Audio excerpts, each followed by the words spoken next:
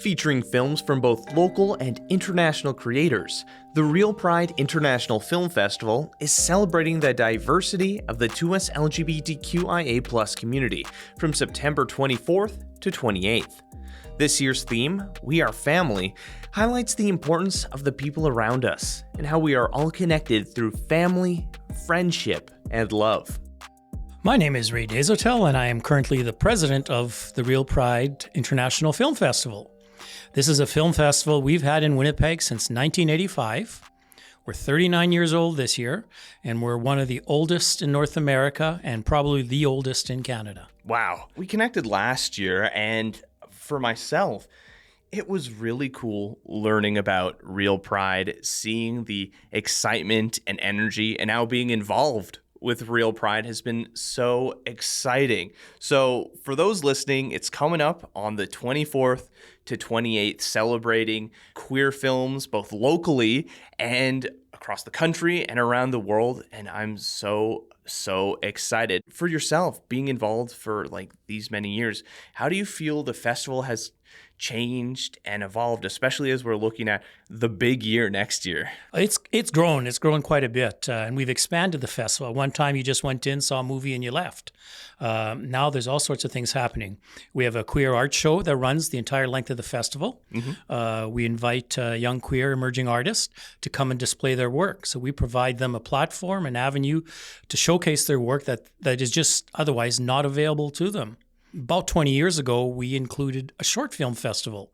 So we do a short film call from all across Canada, get short films in, many from Manitoba, and we go through those. We pick 15, we put them on, and the audience votes and the panel votes, and everyone goes home with prizes. Short films are probably one of my favorite parts of a film festival. Just the creativity that someone has when they don't have to fit within a feature film length. They're like, let's try something, let's do something. Talked with Matthew Shoup with his film Not to Be. I think that's what it is.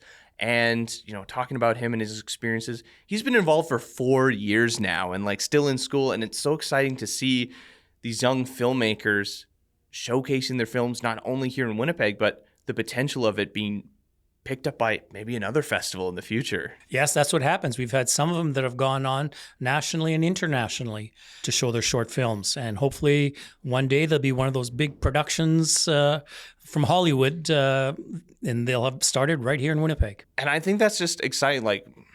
I think that's one thing. And I was talking with Matthew about it. For some people outside of Manitoba or outside of Winnipeg, they don't necessarily recognize the arts and culture that is on display here in this city. There's so many things going out to the Exchange, Nuit Blanc coming out soon as well.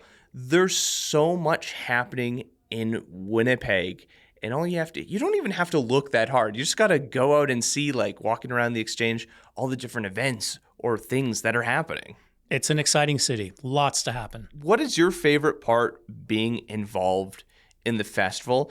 Being involved in the festival as like the president obviously has different expectations and ideas as, going and watching the films yourself. From someone going and watching the films and then someone who's organizing the festival, what is your favorite parts about each of those different areas? Well, I love organizing the festival. I get to see it right from the very beginning where we have no films. Then all of a sudden we start getting these emails from Paris and Berlin and Belgium saying, hey, your film festival's coming up. Would you consider our film? At one time we had to beg people to get us their films. Now they're contacting us and we reach out to places also. So we're known. So I see right from infancy. Right from we're watching those first few films that we're picking, then we're developing a marketing plan, we're picking a theme, we get the tickets, and then we get the audience excited, and then they're there, and we entertain them. Being part of the committee for looking at the films and choosing it was really fun to see the variety of different films that are available, and I'm so excited for people to witness what's there. What is it? The opening night is documentaries, right? Island theme. Yeah, with Lesbia and A House is Not a Disco. Great films, and I think it's really going to kick off the festival in a great way. Yes, it's good. We've got the highest pre-sales, online sales that we have had in many years. I mean, it's just so exciting seeing this, the short films. Let's walk through it a little bit. Like we're walking through, we talk a little bit about what the 24th looks like, but what is this whole week of festivals? What can people expect? Well, they can expect good movies, entertainment, food. The important parts. Yes. The first night is documentaries, like you said, and we'll have our opening of our art show, and we'll have a celebratory cake there for our 39th birthday. Everyone gets a slice. On Wednesday, we have our short film festival, and which will be followed. While we wait for the votes to be tabulated, we have a partnership with Film Training Manitoba, who's going to run a panel discussion with the young filmmakers. And last year, it was very successful. Young filmmakers got to ask all sorts of questions from the experts, how they got started and everything else. So that's really good. Thursday, we move on to two good films. It's our soirée cinéma, our French night. So we have one from Belgium and one from France. So those are really nice. Friday is just our general night. We have a couple good ones there. We have a special afternoon matinee for high school students. Only high school students can attend that. It's called Summer Camp, with a camp spelled with a Q.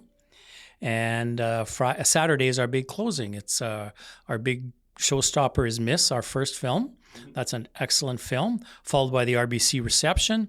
And we're going to finish the night with Judgment, kind of a horror thing, getting in touch a little bit with Halloween with a queer twist on it. Look through the variety, see what connects with you. But if you have the opportunity, go see all of them. Like, there's so many. It's so exciting. And I think it explores the diversity of the queer experience. There should be some. We've tried to make it so that there's something for everyone. No matter what part of the alphabet you're in, there's a spot for you there. What does it take to make a festival like this happen? Me slowly learning behind the scenes, like, wow, this is intense. But for those listening, as president, we've got amazing people on the board and volunteers getting involved. What does it take to put on a festival like this? It takes a lot of work. It takes volunteers. Starting in August and September, it's pretty much a full-time job for me. I'm lucky I'm retired and I have time to do that. Our marketing person has been working very hard for the last 4 or 5 months. Doing absolutely amazing work. Yes, so everything is out there. I think everything's at a very polished professional level, looking really great. And it can't be done without our volunteers, and it can't be done without our sponsors. In the end, it costs money. You have to rent the venue, you have to pay for the films, all this stuff costs money. So we're very thankful to our sponsors, and otherwise these festivals just wouldn't happen. We'd be charging $50, $60 for a ticket, and that's just not reasonable. We're able to charge $10 a ticket thanks to partially for the support we get from the community, our corporate sponsors, our local sponsors, and even people just donating things to us. And of course, people who volunteer to serve on the board. Well, and I mean, speaking of venues, the gas station getting new seats. So that's a really exciting thing, coming in, sitting down, watching movies in fresh, new seats. We will be the first ones to use those new seats and a new sound system. See, everyone attending is really getting a pinnacle experience this time. And they're getting a new 4K projector. We're not sure if it's going to be there in time for next week, but the one we have is very good. Looking ahead, 40th year, right? If I'm remembering correctly. That's right. Yeah, big 40. I guess just what are your hopes, and maybe some of the other conversations we've had with other board members looking ahead for this festival? We're still waiting for the upcoming event. We're super excited for it. But for the 40th, what are your hopes for it? What sort of engagement and things are you hoping from the community? Well, we are looking at doing the big festival again at the end of September, expanding that a little bit. I think we might add 2 feature films and expand the short film session of it. That's one of the thoughts we've had. And we're going to be trying to hold different activities during the year rather than just have the film festival in September. Because it's our 40th, we might have a couple of special presentations. In the past, we've done the collection of queer commercials. We might run that one special evening and have special showings of special documentaries and maybe a retro night, show all the old goodies and have those at different locations. A little more than just the one festival at the end of the month next year. Bringing people in, engaging with them, and I think that'll help build that sense of community again. I think with COVID and everything, we're feeling a little fractured at the moment, especially for young folk. Like, come on out, come engage.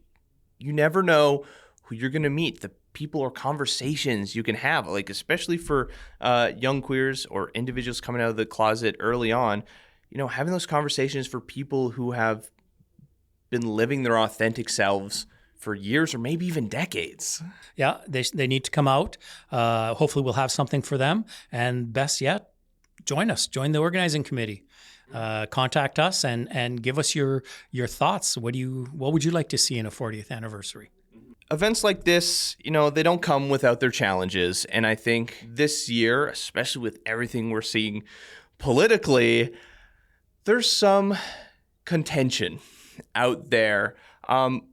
Just for yourself, why is it important to have festivals like this? Because I have my own feelings, but especially as we're seeing, some of the comments and things on some of our advertisements, and especially with just everything politically that's going on.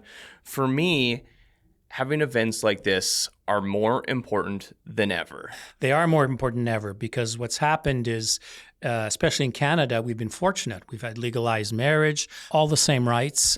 There's nothing that any person of any gender or nationality can't do that another one can. So that's all gone. It's not like our neighbors to the south. We're all equal. However, there's been a really big pushback, and we've seen that ourselves. We've never had as much negative or hateful comments on our social media as we have this year. We've been busy deleting those and reporting the nasty ones. So it just shows we can't just sit back and say, hey, we have all these privileges. Sorry, they're not privileges. We have all these rights. And we can't just sit back and say they're going to stay there. No, they're being taken away. We've seen down south that they're challenged, and they're going to be challenged here too. So it's important that we get together, that we celebrate, and that we show our voices, that people hear our voices, that we are still a community and we can still come together. We're a very different community now than we were 20, 30 years ago when this started. We were by then bounded by just one thing, which was our sexuality. Now there's everything else. We have different politics and everything else. But in the end, we come together as a community. We do have some stuff in common, and we need to protect those rights. Exactly. Well, it's also looking at the Pride Parade and everything, those first early days of people wearing paper bags over their head, protesting because they weren't sure how the legislation was going to go. And it feels like, oh, that's so long ago. But things change, and things change quickly, and coming together, showing. And this is just not for people who identify as queer or part of the 2S LGBTQ plus community, but for allies as well, to come out, celebrate together, be united, to show people that, we're not afraid of the negativity or some of the hateful rhetoric. Oh, that's right. For sure, allies. So a lot of our ticket sales are allies too. These movies are fantastic for anyone. All Shall Be Well. What a fantastic story. Miss, it's a great fantasy. I was brought to tears. They're fairy tale. It's just fantastic. So these films are for everyone. Exactly. So Ray, where can people go? We're great ticket sales going on already, but we want to sell more tickets. We want to get more people out there. Where can they go? Well, they can go, the easiest thing would be to go to our website, realpride.ca, and that'll take you to all the films. It'll give you a link to Eventbrite where you can buy your tickets online, or you can just come down to the Gas Station Arts Center on corner River and Osborne and buy your tickets at the box office that day. How can people get involved? They're hearing this and they're like, wow, this festival was awesome. The energy going there, connecting with people was absolutely enthralling. I want to get involved now. What does that look like, and how can they get involved? They can send an email to Real Pride at realpride.ca, or to myself, president at realpride.ca. They can talk to any of the board members if they're at a movie, and that's how we got a couple of the people we have now who said that they wanted to be involved. So reach out. We're here. We'll welcome you with open arms. And the wilder your ideas, we need people to think differently, outside the box. That's what we're looking for. Yeah, more people involved in volunteering, more people on the board of diverse backgrounds and ideas, I think is fantastic. First time being involved, it's been an absolutely amazing experience. And I hope that next year you're willing to keep me on the board, keep getting involved.